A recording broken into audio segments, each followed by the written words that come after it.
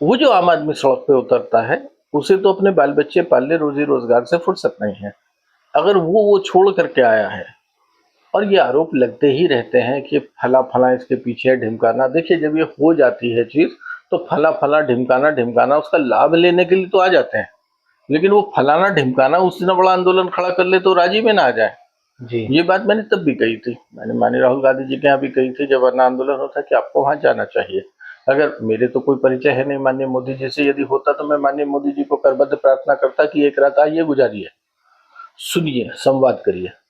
मैं कहता ये बात, क्योंकि आप एक अलग खास कोटरी में घिरे हुए हो जाता है, मतलब ये असामान्य बात नहीं है, सबके साथ हो जाता है कि वो दूसरे आपको बचाने के लिए आपके आसपास बैरिकेडिंग करते हैं। आप सोच रहे होते हैं कि आप जनता के लिए बैरिकेडिंग कर रहे हैं, असल में बैरिकेडिंग में आप आ रहे होते हैं। इधर से भी जनता आ रही है, इधर से भी, इधर से, चारों तरफ से आ रही है। तो जब आपने उनको रोकने के लिए बैरिकेडिंग करी, तो बैरिकेडिंग में कोकून में फंस कौन गया? आप खुद। तो अगर होता तो मैं ये कहता, और इसमें कई अच्छे नेताओं से हम लोगों का वो रहा, आशीर्वाद रहा, जिन्हें करीब से देखने का मौका मिला। जी। उनकी मॉरल कंपास या पॉलिसी मेटर का कंपास या उनका विवेक या बुद्धि इसलिए कभी उससे नहीं हट पाई सही दिशा से, क्योंकि उन्होंने जनता से मेल मिलाप और संवाद को कभी नसबंदी नहीं किया। जी। मेरे कोई नेता हो, मैं चंद्रशेखर जी अमूमन ऐसे आते थे यहाँ, तो लोगों को लगता था आम की दावत में आ रहे हैं। आम की दावत क्या है, लोगों के बीच बैठते थे, जिसको जो कहना है कह लेता था। जी।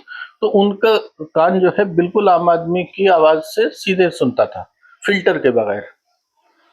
उन्होंने अपने अपने तरीके ईजाद किए थे, मिलते थे वो। जी।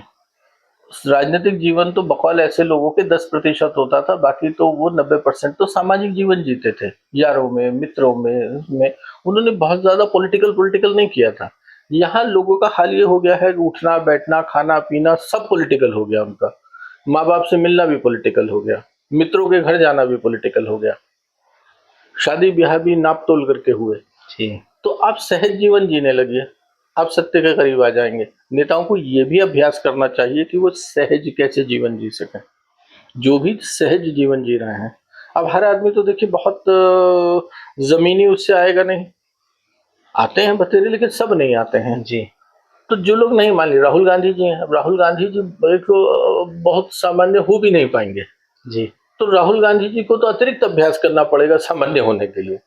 लेकिन जो सामान्य जीवन से आ रहा है, वो असामान्य होने का अभ्यास क्यों कर रहा है? जी। उसके पास तो ये सुविधा है। जी। लेकिन अधिकतर वो नेता जो सामान्य परिवेश से आते हैं, वो असामान्य होने की कोशिश करते हैं और उसको वो उपलब्धि मानते हैं।